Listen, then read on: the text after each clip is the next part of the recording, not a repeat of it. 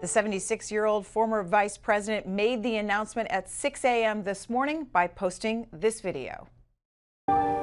Charlottesville, Virginia is home to the author of one of the great documents in human history. We know it by heart.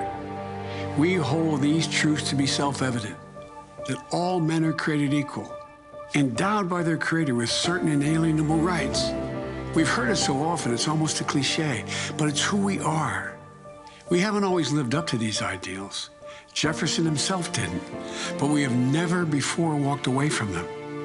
Charlottesville is also home to a defining moment for this nation in the last few years. It was there on August of 2017 we saw Klansmen and white supremacists and neo-Nazis come out in the open. Their crazed faces, illuminated by torches, veins bulging and bearing the fangs of racism, chanting the same anti-Semitic bile heard across Europe in the 30s. And they were met by a courageous group of Americans, and a violent clash ensued. And a brave young woman lost her life. And that's when we heard the words of the President of the United States that stunned the world and shocked the conscience of this nation. He said there were, quote, some very fine people on both sides. Very fine people on both sides? With those words, the President of the United States assigned a moral equivalence between those spreading hate and those with the courage to stand against it.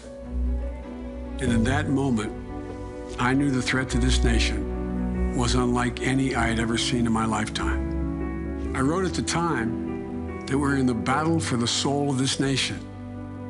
Well, that's even more true today. We are in the battle for the soul of this nation. I believe history will look back on 4 years of this president and all he embraces as an aberrant moment in time.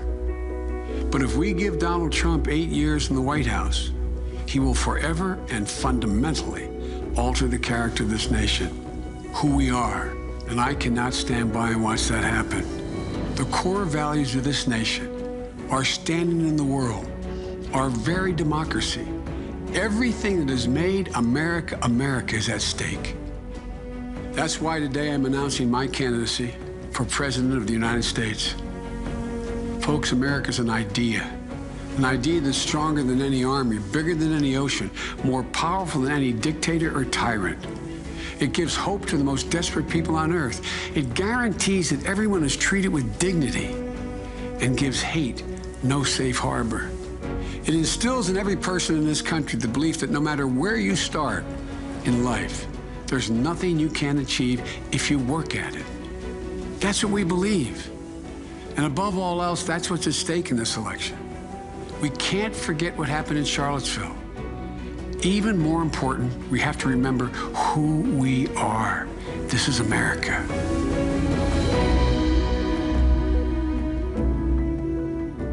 Joe Biden has entered the 2020 presidential race. This will be his third bid for the White House. He ran in 1988, and this is what he had to say when he announced his bid then.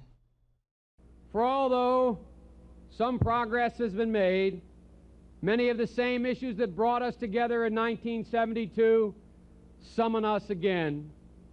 The issues we spoke of that day 10 blocks from here: public confidence in our political institutions, the threat to our environment, the danger of an ideological foreign policy, a dwindling commitment to education, and the pressing needs of the unemployed and the poor, and the crisis of drugs confronting our youth.